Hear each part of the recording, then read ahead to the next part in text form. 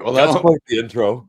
Don't stop, Adam. Don't stop. That was awesome. Please, at any point in time during Insta-Prog.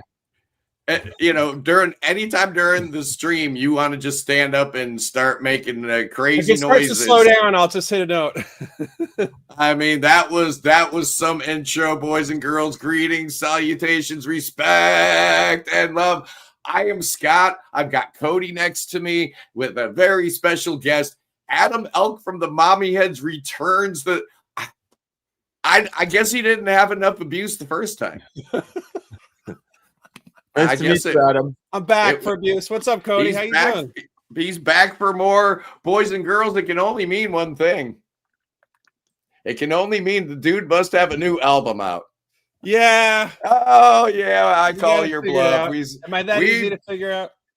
We've got a new Mommyheads record. It's called No Quietus. And, it kind of reminds me of the album cover of your last album, The One-Eyed Band. But Triumph and Crash, the first track off of this album, is so amazing. It blew my mind. And then I'm listening to the whole thing. And I'm thinking, okay, he's smart enough to bookend the best songs. And sure enough, the last song on the album is called It's Only Life. Absolutely amazing. I love it. And then I'm starting to realize all the songs in between are really good too. Yeah, right. Race Car Brain was, I think, the one that kind of cracked it open for me. But I really dig it. It's called No Quietus. It's the Mommyheads. We've got none other than Adam Elk with us. And I hope you don't mind if we're doing like we did last time where, you're a guest and we're burying you in a big old concept today where we're talking about, is it prog? Is it not prog? And before we get going, I love my peanut gallery, especially when we've got genius in the peanut gallery. None other than Naomi from 365 Days of Prog. Oh, it's good to see you. Oh, yes, indeed. Ian is in the house. Jeff is in the house. Peter Jones, Garden Jester, all the greats are here. It's like the greatest hits. I love it. Oh, boy, talk about genius. I don't know if you guys have ever watched a YouTube channel called Rhyme Signatures. Ian is in the house. He's absolutely amazing. I feel your pain, brother. He was kind of wondering why his views are up and down. And you know what? YouTube is like that, man. I mean, if you've been on YouTube long enough, you know that it's not for the faint of heart, right? It's going to break your heart. It's going to make you feel, less than on a regular basis, questioning, why you do it, why you wake up in the morning, why am I worthy? It's a real slippery slope, Adam Elk. You wouldn't know anything about that, would you? In order to make a record a year, I have to turn off all my digital stuff and just watch you. So I let you do the heavy lifting in terms of putting all your eggs in this YouTube basket. There you go. It's not for the faint of heart, but if you can do it, then that's a good thing. I am gonna nerves of steel.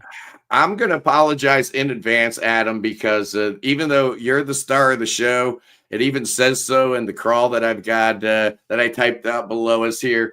But you're too big time. If we play your music, the YouTube bots will pick it up. They'll realize, no, you're not, worthy to get a bite of that apple. In fact, we're going to do worse than just demonetize the thing. We're going to block your whole channel. We're not playing that game. But Cody might be in a band that's, just not quite at that level yet. That, I don't think the YouTube bots are going to flag a live performance from Octavium. What do you think, Cody? We do have copyrights, but no, the live video should be good. Should be good. Okay, so here's what we're gonna do, boys and girls. Thank you. We are gonna. I didn't ask for this. we are gonna talk to Adam about the brand new Mommyheads record just for a minute because I'm really digging it, man. I'm real stingy with the records that I review because it's sooner or later I might have to encounter these people.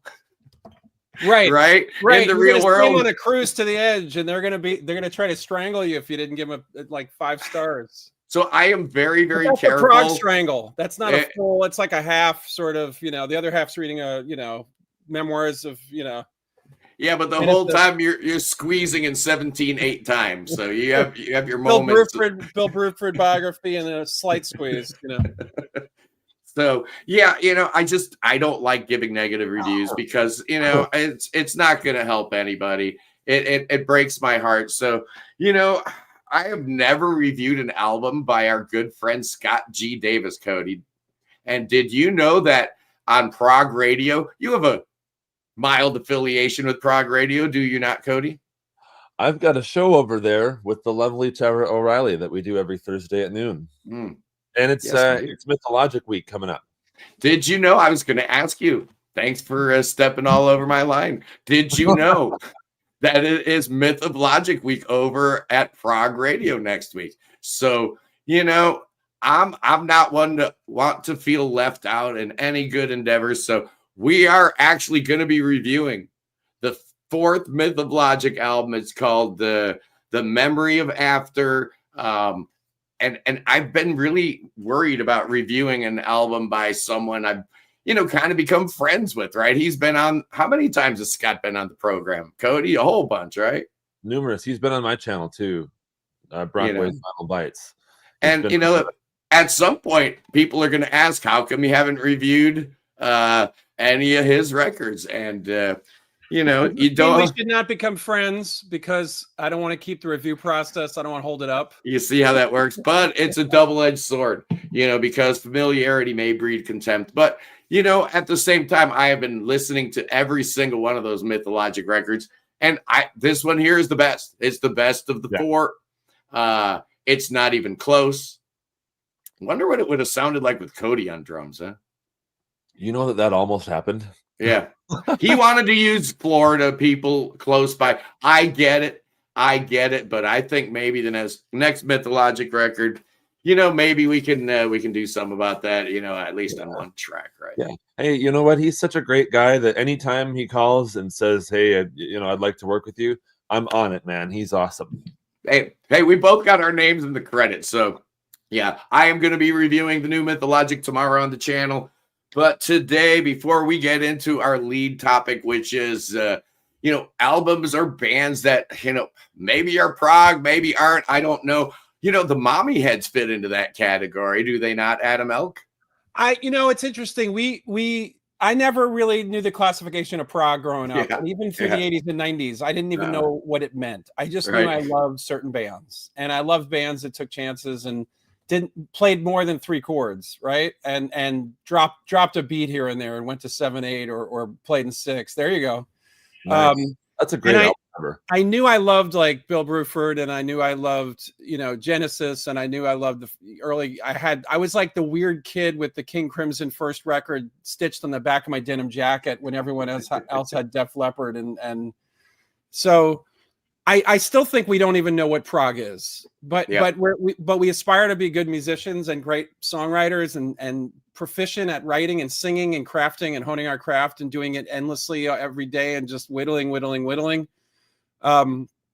But I guess we were told by Swedes when we went to Sweden and toured there that we were prog. We were basically told by them. You didn't know this. Yeah, it's like new information for you, right? Well, really. And then the guy is like, trust me, I know Genesis personally. I've my son is named after his name's Gabriel. Like whenever they've come to Sweden, they stay with me. We chat, we hang. Trust me, I know what I'm talking about. You're prog. So it's a finder's thing. It's not like you profess to do something or you aspire to do something because you think it's cool or going to make you money, which is not prog really. I don't think King Crimson made money until the 2000s. They lost money on those tours. So so we found out we were prog, and then he said, why don't you dive more into it? This guy Anders, who's a good friend of mine, we're great friends with him, and so we dove into it. The last 8 albums since 08 or whatever it is. I'm losing track.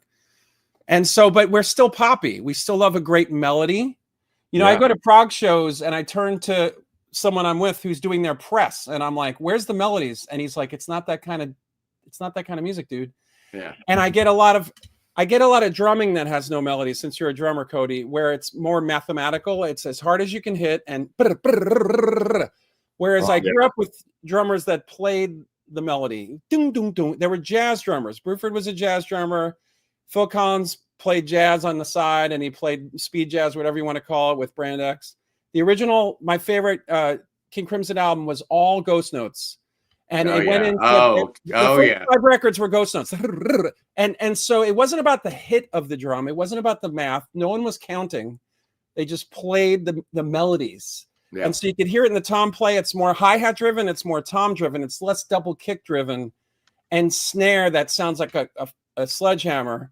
But it's more about cymbals and toms. And so that's what we try to aspire to do on these records. And I think it makes the older generation come out of the woodwork a little bit and go, that sounds familiar.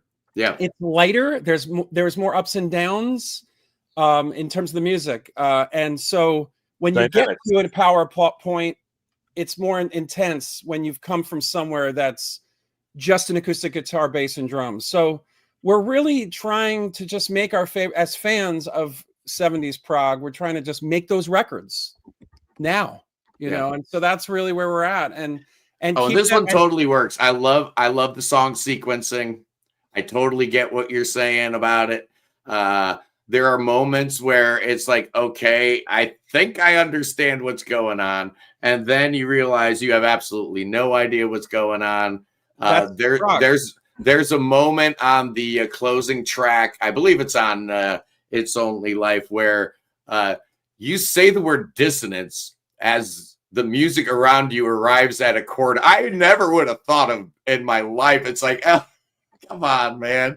This is good writing. I appreciate it.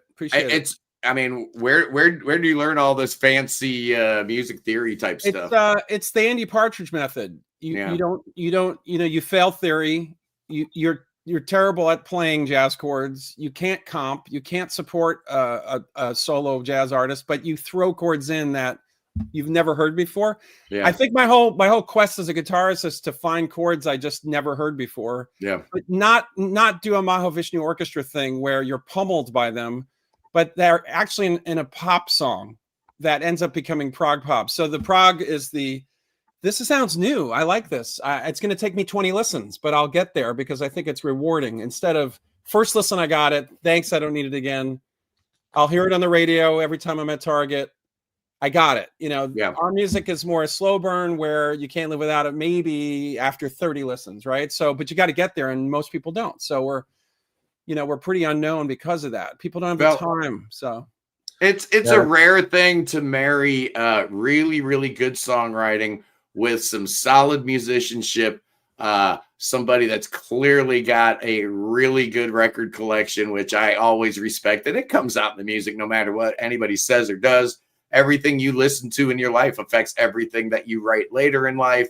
It's an ongoing thing. It's an evolution. But on top of it all, dude's got a great voice. I love your singing voice. That makes it all a little bit easier to these are song-driven tracks for the most part, vocal-driven. I just wanted to say, real highlight here. I appreciate that. I appreciate it. You're really learning to rein that beast in a little bit. I need a retort from Cody about the drum thing I said about all the ghost notes, though. I feel like he's ready to just punch the screen, or maybe not. Like, I don't know. I think Cody understands the greatness of Michael Giles. Yes. I completely understand. King Crimson are one of my favorite bands, and in fact, they've had such. I mean, I'm in a band called Octavium, and they've had such a massive influence on how I approach the drums as well, especially the Bill Bruford stuff. I mean, as soon as you mentioned Bruford, I was just like, yay! But no, it's all about dynamics, And I mean, you hit it hard when you have to, and then you play quiet when you have to, right? It's literally all about dynamics. And what I find is a lot of these bands use so much compression that it just sounds like everything is up in your face all the time. And that's what we're trying to not do with Octavium as well. So I get where you're coming from with that, just, on 10 all the time. Yeah, there's a need for 10, which is very upsetting to me. Well, I grew up with 1 through 10, and the same song, and I miss it. And I just I found this band recently from a podcast with Grant's Rock Warehouse, and he mentioned there was somebody chimed in with Dizzy Miss Lizzie, right? And I have heard him, so I'm like, got to check him out. So I'm not bashing, but great songwriting, great playing, great singing. It's incredible. But the record was just flat, and it was just 10 the whole time, and everything was too intense. And I equate this to masculine, feminine. Like, I think there was more femininity in early prog, and one of the best bands with only one member left was the John Anderson show I saw, because he was singing, he was perfectly in tune, didn't miss a beat, but he's also has this pixie approach to life and lyrics, and there's a feminine quality to him. And the band rocked out and were dudes, but that mixture made the salad with the oil and vinegar go down better. You know, it wasn't just vinegar. So I miss that, and I don't hear it a lot from, like, you know, new prog bands, especially. I think pop music is always a 10. It's always like in your face. And the other thing also with pop music now, and I've gone over this a million times with my friends, do you ever leave a current pop hit that you hear in Target and go, who's the drummer, who's the bass player? With prog bands, that's one of the few places you're like, that guy, the way he plays the tom into the hi-hat, I think that's the dude from Opeth. Did he form a new band? And you dig deeper and you go into the screen, you go into the you know, who are these people? There are people, you know. And in this effort to fight AI fight the fear, right? Fight the impending doom, we need to know more than just what we're presented, because there's a lot of AI music and a lot of AI art. And when you could pick out the drummers, like just from the left hand, whatever, you know, that's a joy. And that reminds you that there are still trees outside, and there's still sun outside, and there are clouds, and it can rain, and there's nature in music. And I feel like it's so manufactured that we just tune out, and we just try to look for the next high of nature in music, which is people and feeling and emotion and diversity and sound and hills and valleys. And that's all I'm trying to do, you know. That's it. Hey, by the way, that was a great appearance on Grant's Rock Warehouse. We love Grant Arthur. He's a common sight you might see here on a Sunday prog stream. I probably should have invited him. He might have said yes. We love Grant Arthur. He's amazing. Ever. And he's got the best voice on YouTube. There's something very commanding and radio-y. And I just picture myself, it's like a late Saturday night. It's 1982 and it's 3 a.m. and I'm spinning the dial, and this cat's on the radio spinning some wild records. You always hear about some weird music. Grant knows like everything. It's weird. Yeah, I wish there were more like that. It's just, but he's a rarity, and it's awesome. And I feel like the band that made one record and was dropped and never to be heard from again. And I told him that when he's like, "Hey, can you recommend bands? You know, one hit." I'm like, "That's us. Like, we were made. We just happen to make 17. So does that disqualify us from getting dropped, from definitely disappearing? Like, it's ironic, you know, but that's such a great concept. Like, you should know about this music from 81, but here it is, and it's amazing, you know. So Grant's amazing. We love his channel. And Peter was asking about Cody and Octavium. You know what, dude? You're not going to have to wait too much longer. We will be addressing that situation very, very soon, because we are going to be playing some music from Octavium later. But first, Bebop Deluxe. Oh, that's a good call. Oh, that's perfect for this episode. I want to talk about some bands. Let's do it. That may or may not be prog. Real quick. You know, there's the usual suspects, right? And I get kind of tired of defending whether or not Pink Floyd or Jethro Tull is prog. That's ridiculous. Of course they are. That's almost silly beyond words. But what about the Alan Parsons Project, Cody? That's literally first on my list, brother. Not that album, but what about early Queen? Oh, geez, man, I didn't even tell you my list, and here you are. Okay. Honestly, I could make a case that the first Boston album is prog, with a couple radio friendly hits along the way. But this sound, I mean, that Foreplay Long Time. Come on. Yeah, that's great. And then I get these knuckleheads coming at me saying Styx isn't prog. Come on, it's pretty prog. Come on, that's, you know, I think people are just confused because it's not as proggy as, you know, classic Genesis or Yes, but Dennis DeYoung himself called it prog light.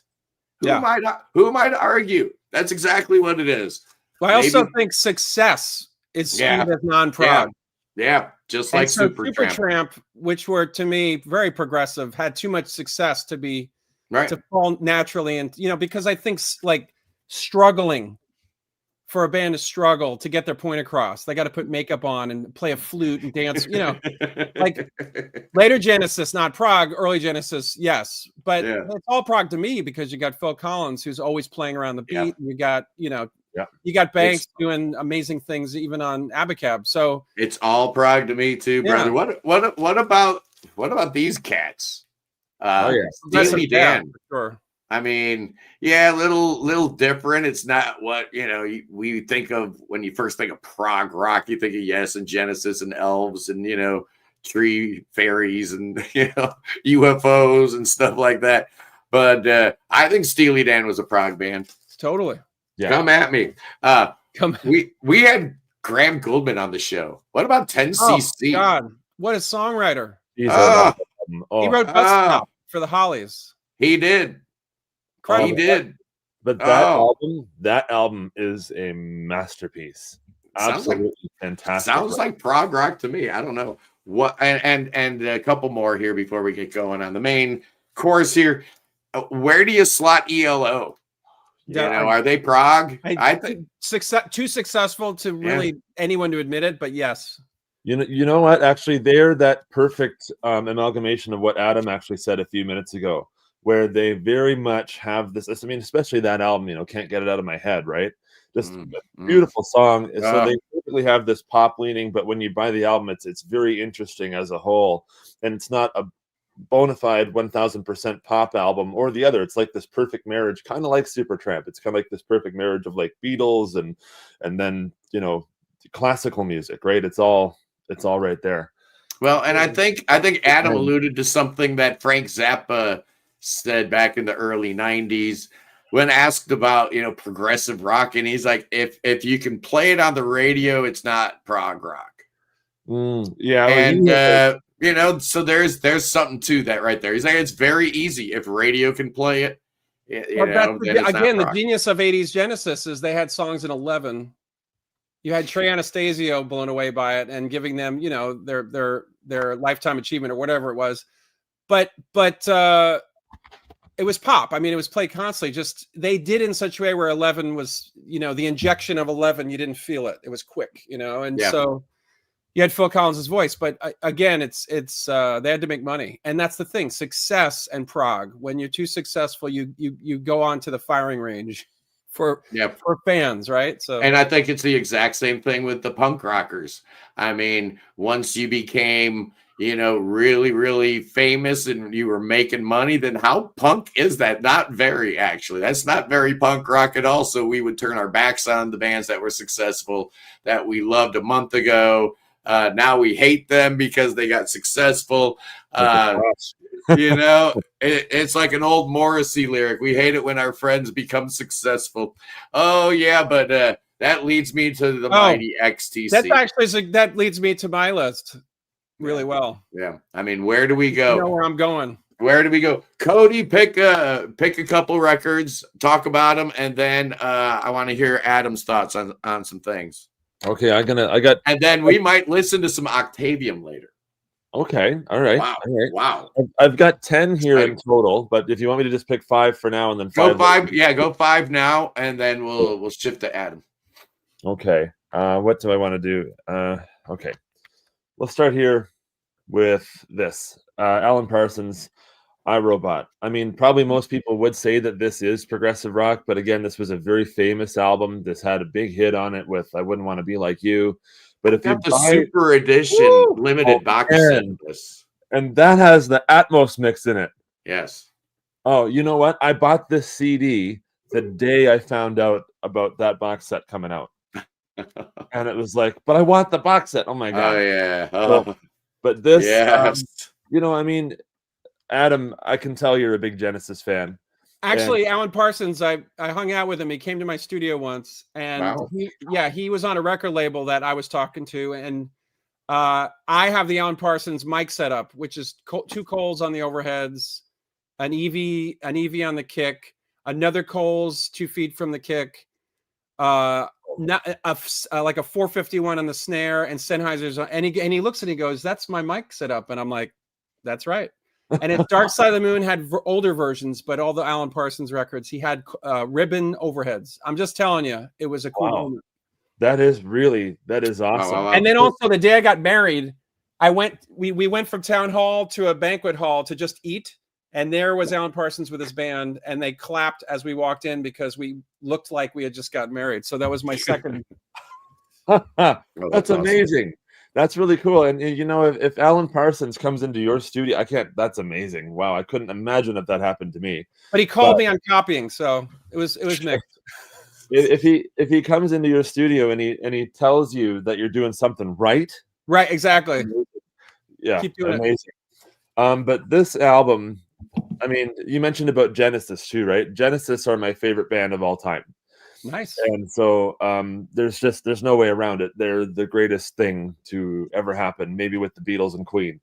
But so I find there to be a lot of Tony Banks moments with some of the keyboard work on this album.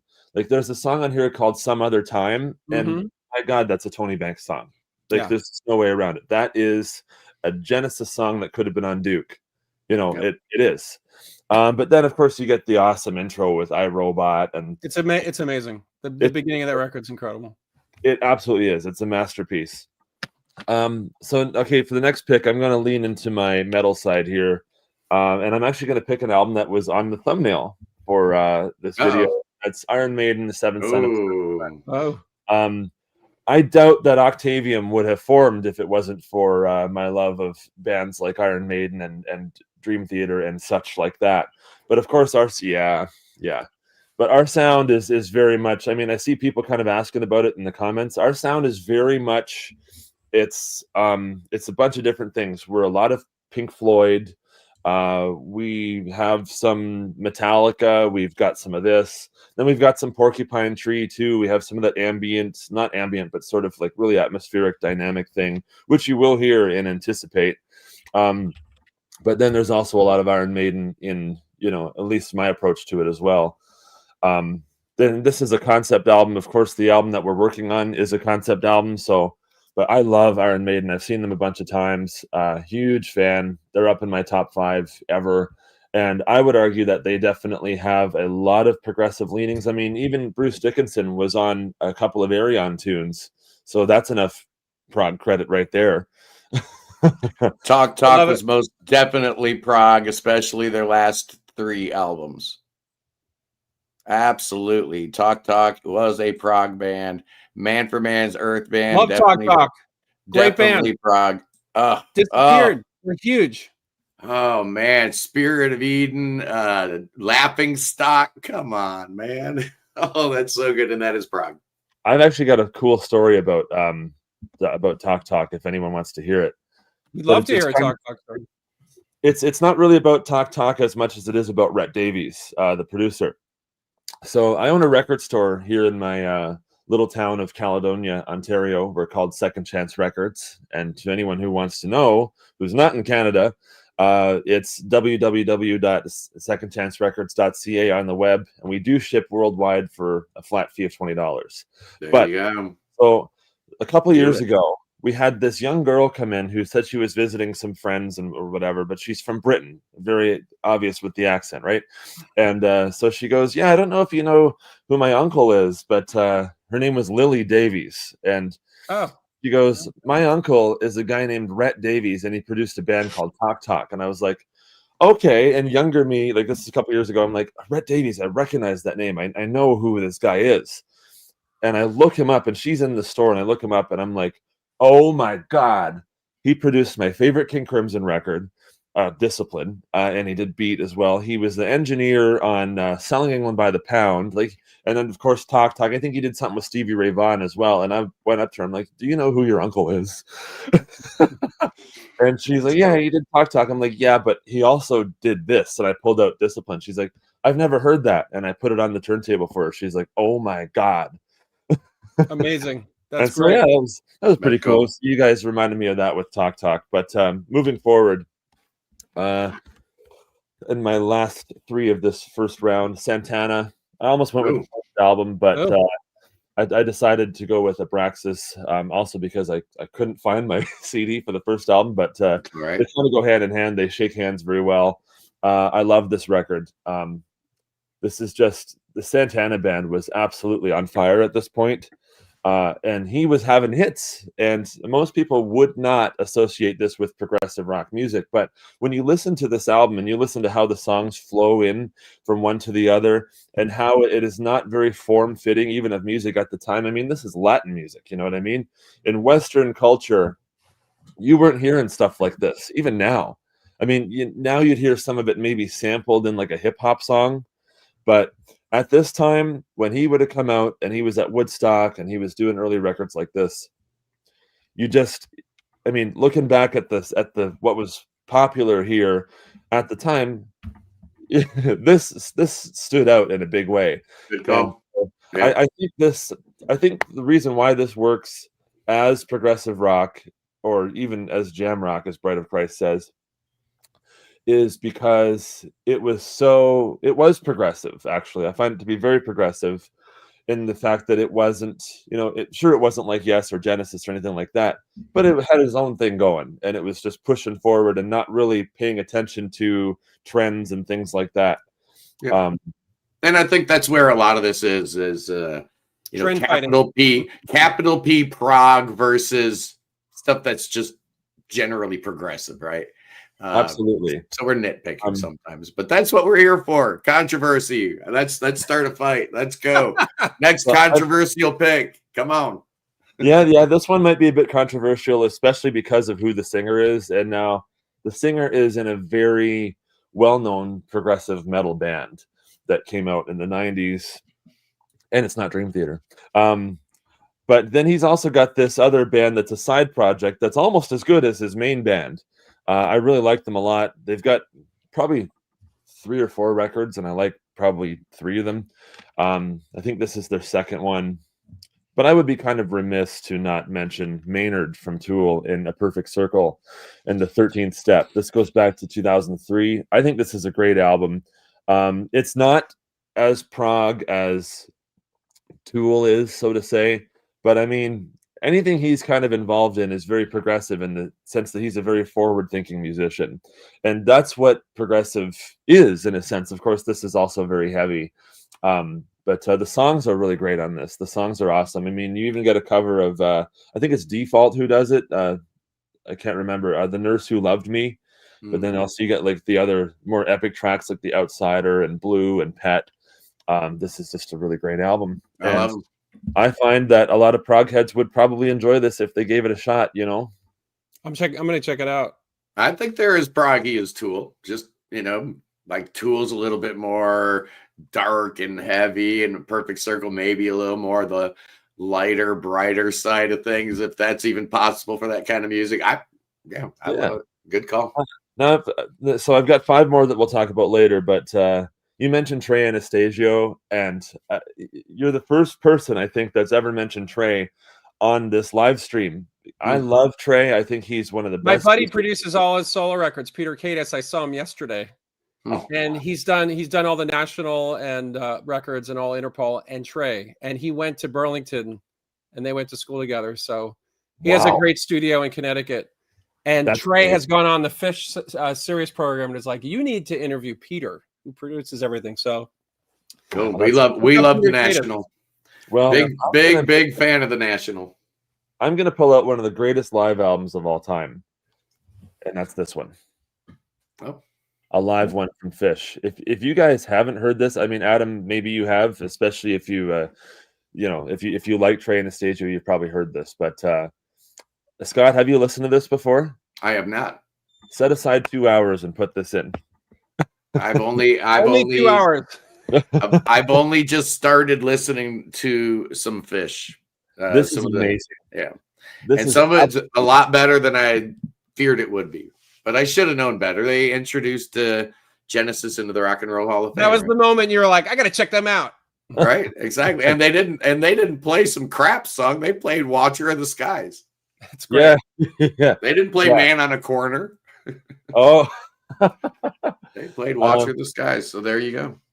This is amazing. I mean, Slave to the Traffic Light, Stash, You Enjoy Myself. Like there's like 20-minute epics on here that, you know, kind of go into gentle giant mode even at certain points in time. This is just it's a really, really great live record, and it's showing them in the 90s being absolutely kick-ass. And the songs as well. The songs themselves are good. And so when they stretch them out and they make them flourish into this sort of this bigger landscape of things in the jamming sense, the way they do live, the song at the core of the song is still great. Fish is a jam band. Yeah, hold on. Let me post that up here. Band. I have a feeling that Bride of Christ takes this very literally, as to where, I mean, I guess that's one way to look at it. I can't. Hey, we all got our opinion. We all you know, it's all good. You know, nobody's getting banned or blocked because they've got an opinion we don't agree with or you know, or like. That's fine. You know, I say all kinds of ridiculous stuff, and then I go back, like, and if I ever watch a video again, I'm like, why did I say that? I don't even believe that. So it happens. We all change our minds on a daily basis. So no hard feelings. Well, there's my first 5, and I've got more. I love it. I love it. Well, let's do it, Adam. What says you on this subject? All right, so I'm gonna push some boundaries. I'm gonna go back to records that are forgotten, bands that are forgotten. Yeah, I love it. You have an extreme where only musicians can do like great musicians could do prog and can do things that like Superman couldn't do on the drums or bass. Right. That's one side, and then you have another side where I feel like there's storytelling, there's reinventing the language of music, there's creating genres, there's bringing in whole storylines that should never have been put into popular music. These are the bands, and maybe poppier and maybe had some success and were blown off because of their success as being not prog. To me, are prog. Number 1, Adam and the Ants. Oh. These are the Wild Frontier. Now, Marco Pirelli, my friend. I love this band. I always have. To me, they're more prog than pop because, like, if Sugar came out, Sugar, right now the kids would love it if it was sung by someone with T in their first name and S in their last name. But if Adam and the Ants came out right now, it'd be misunderstood. So they had their moment. Adam, when I got Kings of the Wild Frontier, it was on the nice price. I had just started working in retail at a record store. Epic had it for $4.99. And not only that, you got a 45, you got a 7-inch that came with it. Let me tell you why they're proud. The 7-inch had Stand and Deliver and Beat My Guest on it. So you had a little taste of the first Adam and the Ants album, had a little taste of what would become the third Adam and the Ants album, and then you had their best album, Kings of the Wild Frontier. That was just the happiest day of my life when I bought Kings of the Wild Frontier. Every song is amazing. Wow. I agree with you. Make my point for prog, okay? Yes. So they were steeped in Malcolm McLaren, create a genre, Sex Pistols, et cetera, et cetera. Chrissy Hynde worked at that clothing shop. Everybody was creating, you know, whole new genres, right? Whether it's punk or anyway, they didn't play drums normally. It was like 5 guys playing drums together. It was a drum circle. They were dressed as military men or pirates, but yet they came across as like military men from England who had the gall to think they can take over the planet. But then they were captured by Indians and had Stockholm syndrome and became sympathetic to the plight of Indians. And they're dropping all these, like, one song just goes Blackfoot, Pawnee, Cheyenne, Crow in it. And I'm a kid going, my mind's being opened up to the plight of the American Indian that no American. Blackfoot, Pawnee, Cheyenne, Crow, Apache, Arapaho. Can you see a prog audience genius on Cruise to the Edge just pounding it? So I'm a kid going, what's going on? I don't understand. They brought more about American history to me the same way that the band, who were Canadian, brought more American history to me through music, through England, than any band here. We just made fun of them. Like Cher did her song about Indians.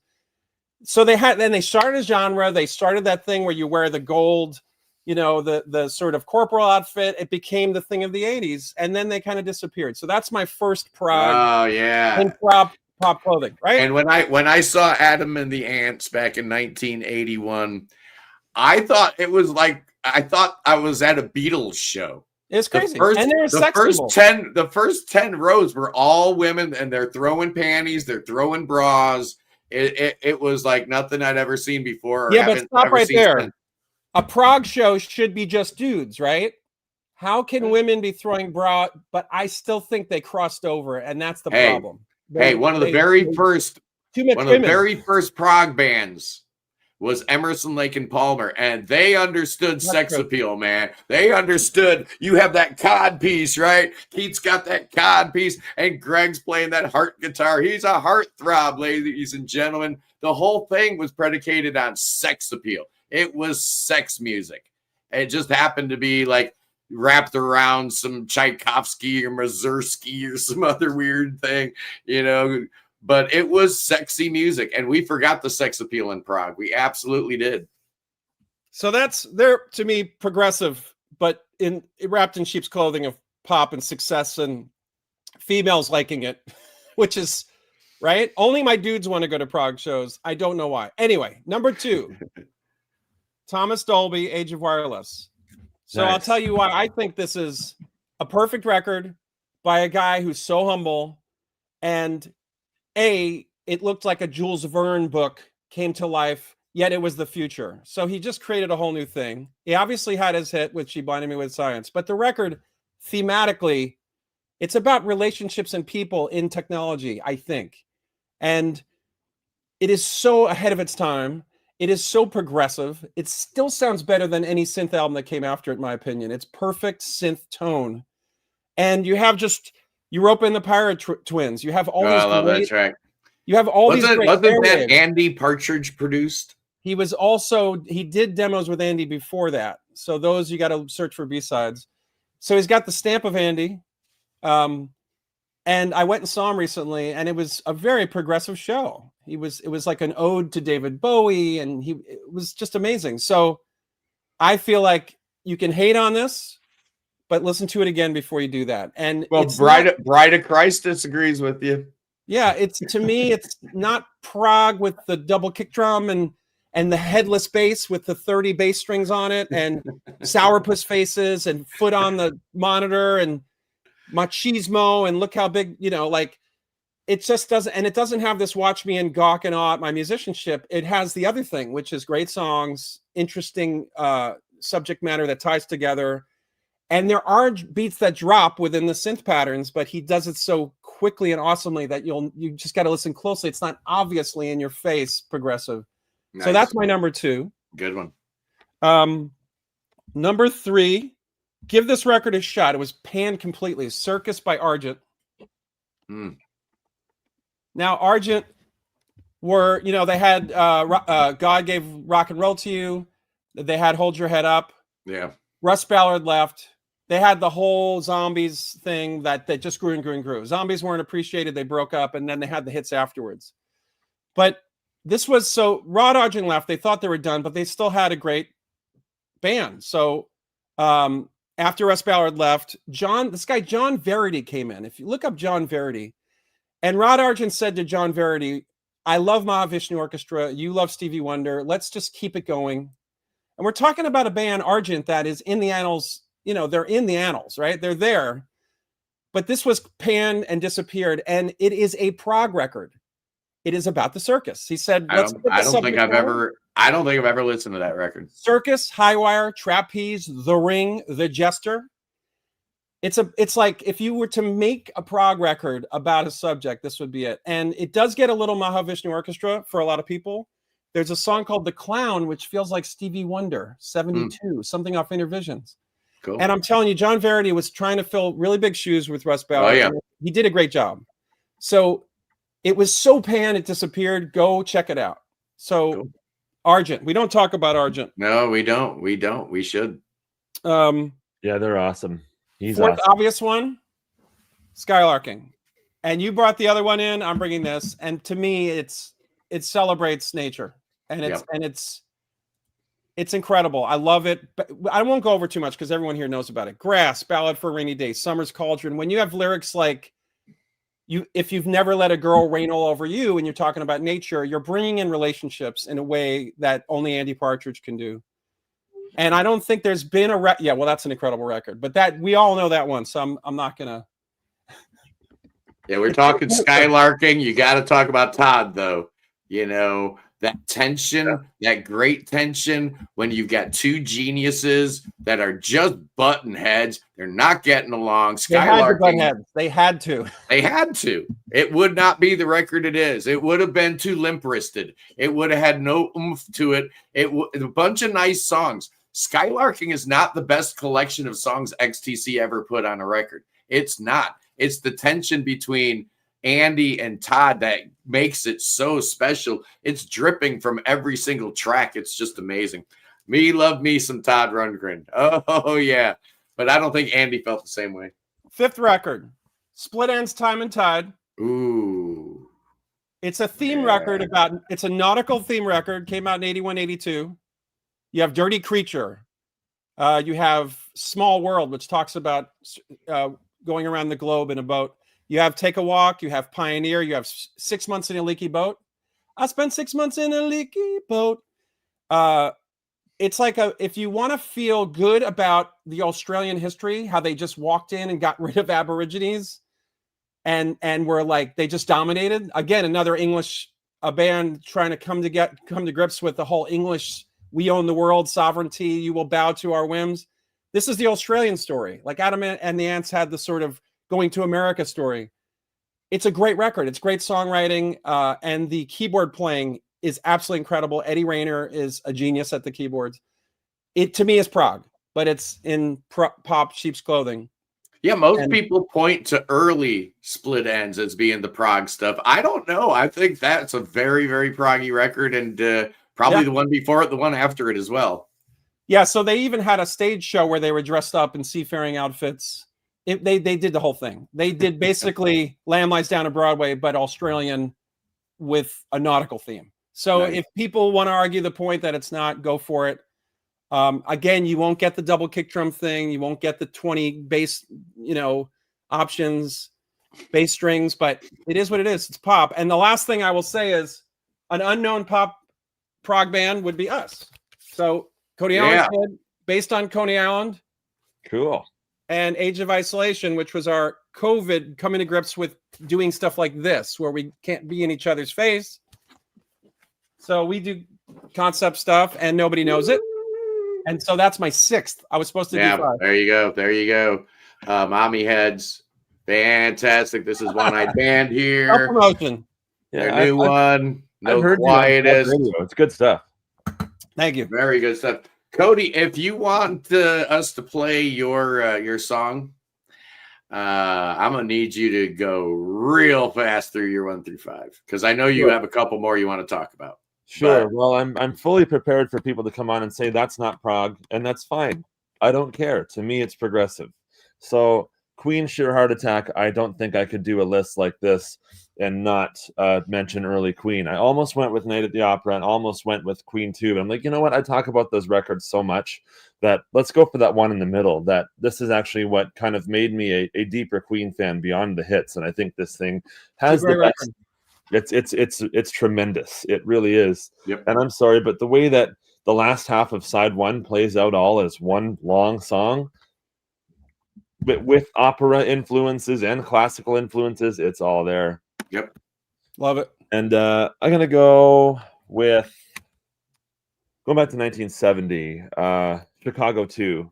Wow, Chicago. I think this is brilliant. And how there's movements of songs on this that all play out as one long epic piece. I mean, you get the Ballet for a Girl in Buchanan, just fantastic. I mean, it's just like this is, to me, this is Chicago. This is the best Chicago album. I don't mind the stuff that they did like later in the 80s and such, but this is peak Chicago for me. Great sounding records too. Those are I love it. Love it. It is. And you know what? This is the Steven Wilson remix. Made it even better. It totally did. And some of them you can't really tell the difference. But this was night and day. Yeah. Okay, I'm going to mention another one, and you guys are all going to scratch your heads. You're going to be like, he's wrong. He's wrong, and I'm prepared for that. I'm prepared for all the comments to say this is incorrect. But you know what? This is supposed to be considered a new metal band. But when I hear this, I hear the most off-the-wall left field arrangements ever, and that's System of a Down. Oh, yeah. Oh, yeah. System of a Down, their first I'm with record. you. I could have picked all 5 of them, Yep. all 5 of their albums, but there's something about this, how it's sort of unpolished, like it's produced well, but it's very raw at the same time, and how the songs will literally take you from like one beautiful little part over here to like existential dread in like 1 second. I think it's Prog. Yeah, I agree. And Tara O'Reilly from Spinnin' Prog says it's Prog. There you go. Yep, I say it's Prog. Next. Yep. Another band that we've actually never, I don't think we've ever talked about them on this channel before, on mine or yours, but they started off as a death metal band. It's not Opeth. They started off as a death metal band, death metal, progressive metal, and now they've morphed into like this Pink Floyd ambient, psychedelic, progressive sound. They're on this new record, they're not doing the death metal thing anymore, and that's a band called Cynic. This is a record called Ascension Codes, and this is such a vibe. If I was to go up into space, I would want to bring this guy. This is just so cool. The whole vibe and dynamics and atmosphere of this thing, it absolutely, it's a metal album, but it's like ambient, psychedelic, progressive metal, and like they have growls and stuff on the early stuff, but they mix it with this sort of spacey side. That's what's going on here, except for it's very much a spacey album. Cynic, yeah. Cynic, Ascension Codes. Have you ever heard of them, Scott? Oh yeah, I get people almost every day telling me I need to listen to some Cynic and do a Cynic episode. Good band. And then my last pick is one that I have talked about this channel before, and I'm still prepared for people to say it's not Prog, but I don't mind. It's Grateful Dead, and this is Blues for Allah. Blues for Allah. I almost went for Terrapin Station, but then I'm like, you know what? Side one of that really kind of throws off the dynamic. I mean, that's true. Great, but it's, this is their progressive rock album. If they have one, this is the one. Look at that cover. It's the best.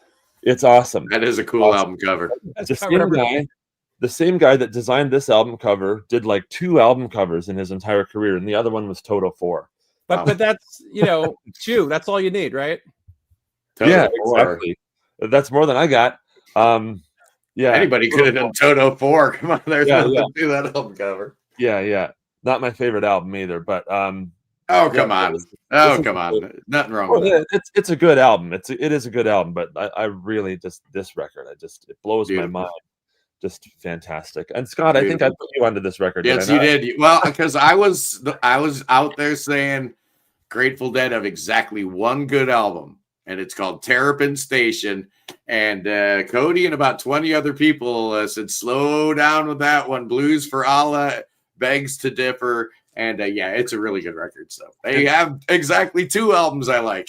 But American Beauty is still my favorite one. I have it. I like it. My wife likes American Beauty. So. But I've got a couple picks, real briefly, that I wanted to talk about, and then we're gonna listen to Cody's band. I could have talked about Radiohead, but what about The Smile? They got 3 albums so far, and I just think they're amazing. I love what Tom York's doing here. With Johnny and with Tim Skinner. Good stuff. Amazing. It's Prog to me. Sometimes you can have electronic glitches and weird stuff. And do you know Max Tundra, Adam? I do. I remember them from God. Is it 30 years? Yeah, it's been a minute. But Max Tundra, this stuff is super proggy, man. It's all like on his Commodore computer and stuff like that. He's building all this stuff. That. But it turns into an absolute prog masterpiece. Absolutely. Is Kate Bush prog? Yes. My God. I mean, the Ninth Wave alone, I think. Bush, love or hate Kate Bush, or if you find her voice, whatever. In the back in the day when it was a boys club, wow. Yeah. Gilmore found her and was like, you're going to go all the way. And to be a female in this boy-driven zone was fearless. So you got to give her props. Side 2 of Ritual de la Habitual by Jane's Addiction.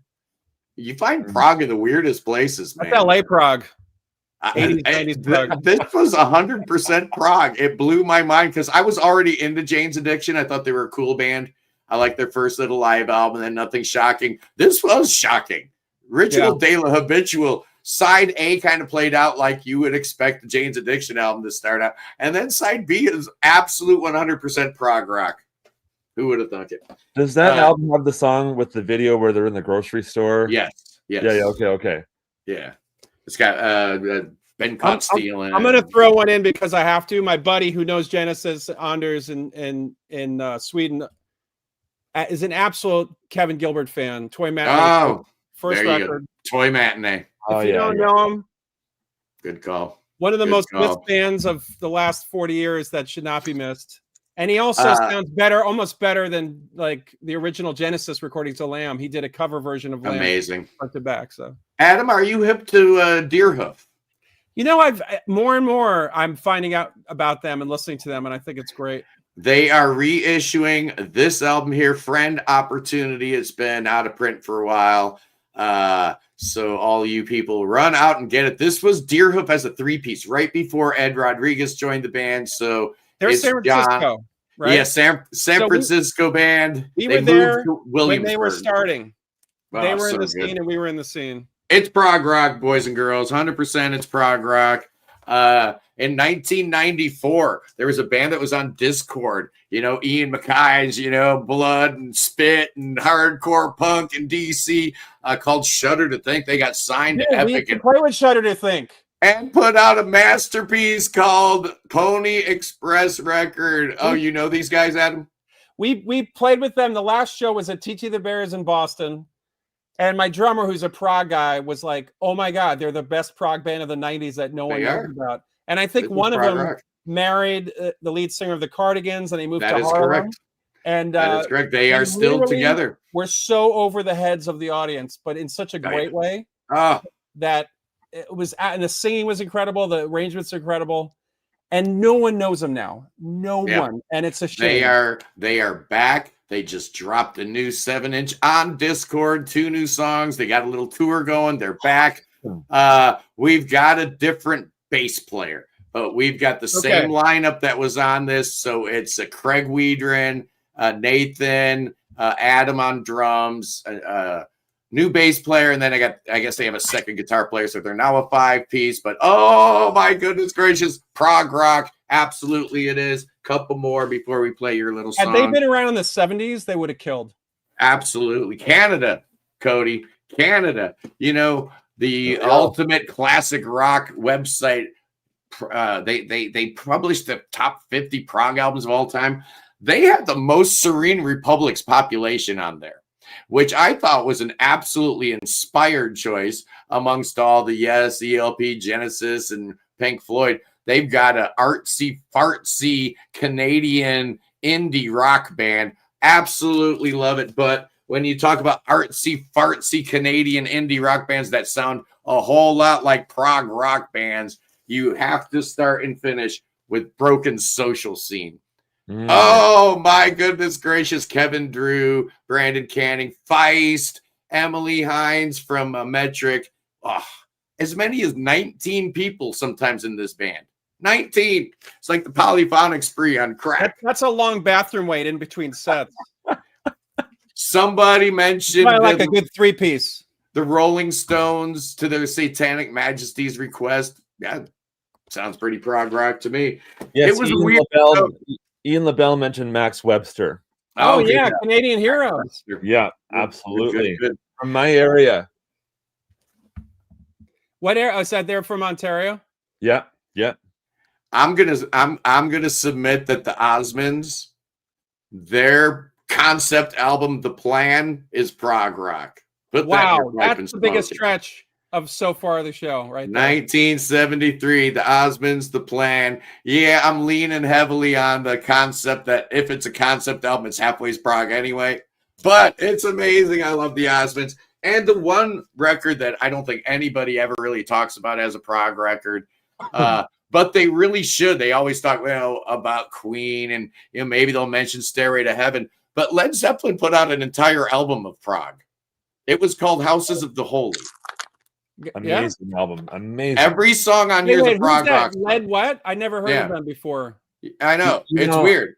But this is a prog rock album, boys and girls, all the way through from the Mellotrons to the, 12-string acoustic guitars to the wacky Tolkienisms. This is prog. Even the album cover is great, which Led Zeppelin didn't have a lot of great album covers. Even the album cover was great on House of the Holy. So those are the records I wanted to talk about briefly.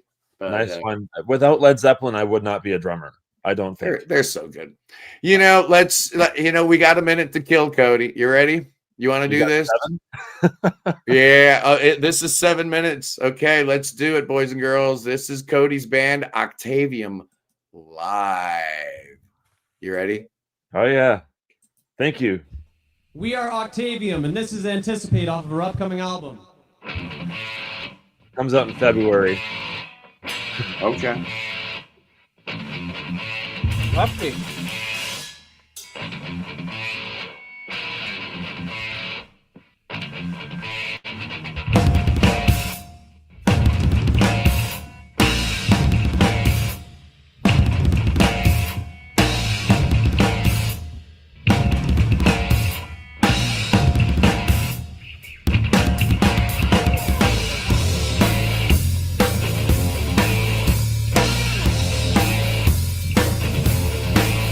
For the second half.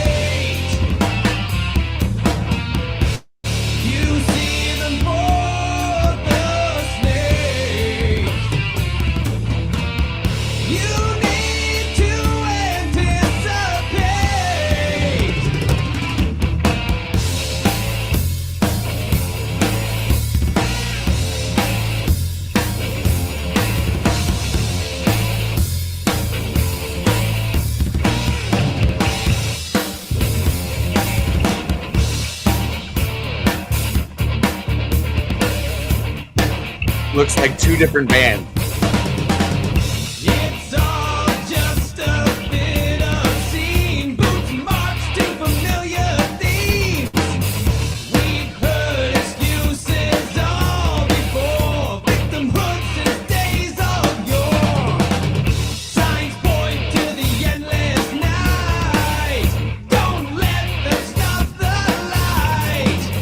When the cycle's at its end, don't be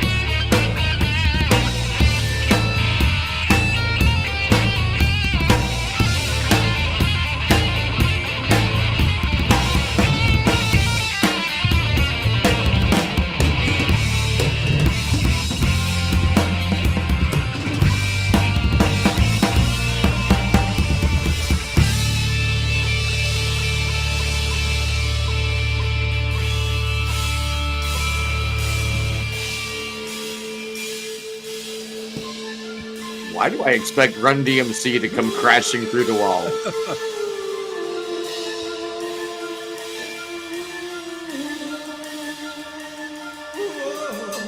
Here comes the Porcupine Tree bit.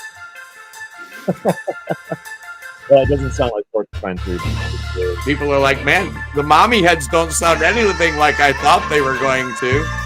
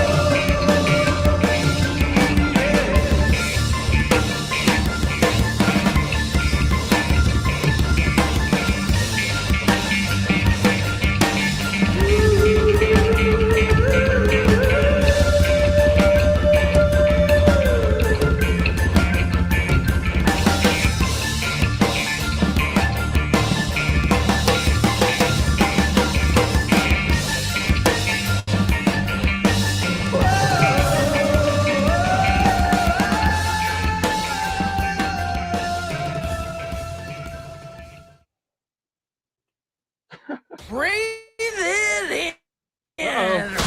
This Thanksgiving. Uh-oh. So, have you guys seen the recent Steven Wilson tour? I did. So the Mommyheads share Ken Weinstein is their press guy, and we have the same press guy and Porcupine Tree. And I'm finding out about his music deeper recently. Yeah. Oh yeah. Yeah. And I was pretty impressed. Like the surround sound alone, the running water. I had to go pee. I was so impressed. There was so much running water swirling around the venue. But I think that your drum style and the guy that he has would, I'm sure if you saw it, you'd be like, okay. Wow. Did Yeah. I just get compared to Craig Blundell? I mean, you should see it. So Craig Blundell. Hold on, I can't hear you. You're muted, Scott. Am I muted? I can hear you. Okay. Craig Blundell. You were being compared either to Craig Blundell or it's not a genre. Gavin Harrison. The intense drumming with the whole, it's not a thing that I focus on. So I hear a lot of it in your playing. I hear it's a style. So I appreciate that so much. You have no idea. I can't say that you've earned the 30 years of technique he's probably been working on. He's probably been playing incessantly, hasn't eaten in 30 years. He just plays drums. I can't say you do the same, but it's a very similar style. I appreciate it very much. Yeah, I that's very kind of you to say. I'm a huge Steven Wilson fan, and actually that part of that song started off like the guitar player Adam wrote that bit, and he was like, "Oh, this is kind of this is going to be a breakdown." And when I think of breakdowns, I think of stuff like Pantera and Domination, songs like that. Yeah. And so I was like, I don't think this is like where we should go with this. And I got him onto Porcupine Tree. Yeah. So I was like, and so he's like, all right, I got this riff. And I was like, okay, let me see if I can, if Cody can tap into Gavin Harrison the best that Cody can do. I mean, I'm going to say this. I'm a melody guy. Yeah. I heard melody at the beginning and end of the set. I liked it. It was a good track, and they focused on that. I'm sorry, I'm still on the Steven Wilson thing. They focused on technique and experience. Yeah. Hummable melody that I could leave a Steven Wilson concert was the first and last song. So I wasn't totally like getting it on what I know music to be, which is melody, but I was getting it on all other levels. So that's my honest opinion. And in terms of technique, everyone was a killer on the stage. But I'm always I was loving the singer. 3 to 4 note thing that I can remember. Give me that 3 to 4. Give me the Hey Jude. Give me something. And there was not a lot of that. So that was my one comment. But other than that, it's worth seeing. Buy the ticket. Go see that show. Okay, it needs that Hey Jude moment, right? And I think the singer's got the chops for it. The singer's got the chops for it. And while we're at it, Cody, my only complaint is it looked like it was like 2 or 3 different bands sitting down. Like, it didn't look like the same band. That's why I said it looked to me like Run DMC was going to come crashing in, because that'd be like the 4th or 5th band already. A couple of young dudes. The bass player, he looks like he should be in the Plumbers Guild, but the band sounds great. Tell me, that was a live recording, right? That was a live recording. That's amazing. That's great, Cody. We had all plugged into the QSC mixer and my laptop, which you could actually see for a second in the video. It's hilarious, but you can actually see it feeding into that. And the singer was in the room with us. But the problem is when we got to the quiet part, or not the quiet part, but the sort of atmospheric bit at the end, whenever I would hit the snare, it would echo through his mic. And so we're like, okay, we can't really have that. So we had to move him. So where he was in the control room with the window. So typically, like, I could sit in there and record another band, right? And kind of do that in the computer. But his mic was wireless and it worked out perfectly. So yeah, it does look like he's in another. Yeah, it does, but it's cool. It was a cool effect. And we broke our rule. We played music. I said we weren't going to do that on the channel anymore. But you know what? It's a live performance of an unsigned band. So I figured we'll take the chance and maybe cross our fingers. People around the world will actually be able to get to watch this episode, even though they're tuning in. They're listening to Octavium. They're figuring, boy, I didn't think the Mommyheads sounded like this back in the day. I remember Acorns had a little different sound than this. I don't remember this version. I'm going to be digging into the Mommyheads properly now. I mean, I heard you guys on Prog Radio, and I liked what I heard, and so I'm going to be, especially after meeting you and how cool you are, I'm going to go check out some of your albums, because there you go. By the way, my comments were not about you; it was about Steven Wilson. I know. At first, I was like, is he talking about? Oh no, okay. No, so, I'm telling you what. I left the show missing from Steven Wilson. No, I was confused for a second too. I thought you were talking about. No, but in terms of style and drumming style, since you're the drummer, I just wanted to say I can hear it. Brand new Mommyheads. It's called Quietus, Adam. No Quietus, because Quietus means death. No Quietus. This is a concept record about dealing with death. Yeah. No Quietus. It's amazing. I'm telling you, that first track, Triumph and Crash, had me absolutely hooked. Black Veins, very cool. The title track, I'm Your Apocalypse, cool. Always Reaching. Who knew a disco song could be so much fun? Oh my goodness, there was so much weirdness going on. It was just amazing. There should be Race Car Brain. More prog disco. I agree. More prog disco. Jeff Wayne, More of the Worlds, more prog disco. And it closes with that It's Only Life track. Absolutely love it. Thank you, Adam, for joining us, everybody. Go to the Bandcamp page, the Mommyheads. Check it out. Cody, what do you got going on this week on your channel? Anything exciting? Yeah, well, the guitar player and the bass player were here yesterday, and we were writing more songs for Octavium, and we're going to have them with vocals very soon and sent off to get mastered and such. On the channel, I've got some ideas floating around, so go check out Brockway's Vinyl Bites, and I will probably advertise that because I haven't done a whole lot of advertising for the band there yet. So I have done a little bit, but I'm going to. There you go. Hop to it. Hop to it, young man. And if you want to hear more Octavium, that song, we have the studio version of it. That is everywhere that you can stream music. It's on Apple Music. You can get it on Alexa. You can get it on Amazon Music. You can get it on Spotify. You can get it on blah, blah, blah. It's on YouTube. Just type up Octavium Anticipate. Nice. And the album, we're going to have a couple. Yeah. Octavium. And it's not a Dream Theater cover band. We just really like them a lot, but it's definitely not a Dream Theater cover band. But the album will be out in February. I can't wait. Album, and it's a concept album. Oh, nice, nice. That key melody that you hear will reappear somewhere else. There you go. Just like a good concept album should have themes woven through.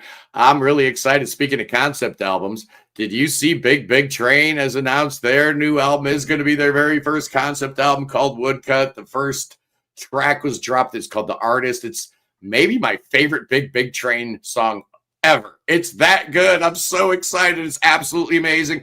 Ladies and gentlemen, next weekend, a special time, a special day. Oh, we've got Annie Haslam and Jim McCarty. Yes, that Jim McCarty from the Yardbirds. He was also a founding member of Renaissance, and then they kind of evolved into it like a different band with Annie Haslam. We've got Annie and Jim going to be on the show, but special day. And, Annie can call the shots, right? Annie said, hey, Saturday's better for me than Sunday. It's Annie Haslam, people. What do you think? I'm going to say no. So, yeah, we're doing it Saturday, November 15th, 11 a.m. Eastern. Annie Haslam and Jim McCarty, they're together. Both eras of Renaissance coming together. Going to be doing 4 final shows in St. Louis and New Jersey, Pennsylvania. Very excited about that. I'm so excited. Annie was a great guest last time. We're going to have Kevin from Prog Radio, and Cody and Tara will be joining us for that. By the way, if anyone lives in the tri-state area in New York, we're doing our record release party for this record in my town of Croton-on-Hudson in Westchester at a place called The Grand on December 5th. It's the first Friday of December. December 5th, record release show. Be there. That's going to be awesome. Anyone in the tri-state area listening, check it out. Absolutely. And this is one, I mean, if you're new to the band, excellent place to start is the new album. Very, very cool. Anyway, we went a little bit long, but I felt, why not have a little bit of fun and play Cody's music and confuse everybody that was thinking they maybe would hear the Mommyheads, and instead they were listening to Octavium. Thanks for playing along, Adam. You're a great sport. An even better guest. Your album's amazing. I love it. Really, really cool. Cody, good job, man. Octavium sounds awesome. Thank you. And I can't wait to go dig in properly to the Mommyheads. That's what I'm doing. It's a huge discography. There's a lot there, and I've got most of them, and I like all of them that I have so far. So very, very cool band. Thank you so much, Adam. Oh, and before I sign off, next week is Myth of Logic Week on Prog Radio. All week, we've got special content about Scott G. Davis and the Great Myth of Logic, his 4th album, The Memory of After. I'll be reviewing it tomorrow on the channel, boys and girls. So don't miss that. It's my first review of a Scott G. Davis album. We've been friends forever, so, it's one of those things, am I going to lose a friendship tomorrow? You just got to tune in and find out, boys and girls. Anyway, I love you guys. Peace in the Middle East. Free Ukraine. Free Tibet. Free your mind. Free beer. Free Willie. And God save that king, boys and girls. Save that cotton picking king. Bring him to America. I say, yeah, bring that boy to America. Oh, yeah. Make him swim. Cody, we're going to make him swim all the way to back. He might make it to Nova Scotia, but we're taking him to America. That's where he's going. Oh, because we got the good pastors there. Thoughts and prayers. Oh, yeah, we got a prayer circle working 24/7, making sure that king don't get that cancer. It's such a sad thing. It's terrible. Billy Bob, We got to bust out some snakes for the king. Here we go, boys and girls. It's the snake dance. We're doing the snake dance. Oh, yeah, these snakes are going to get me. I love you guys. I'll see you tomorrow for more great content. Later days. Peace.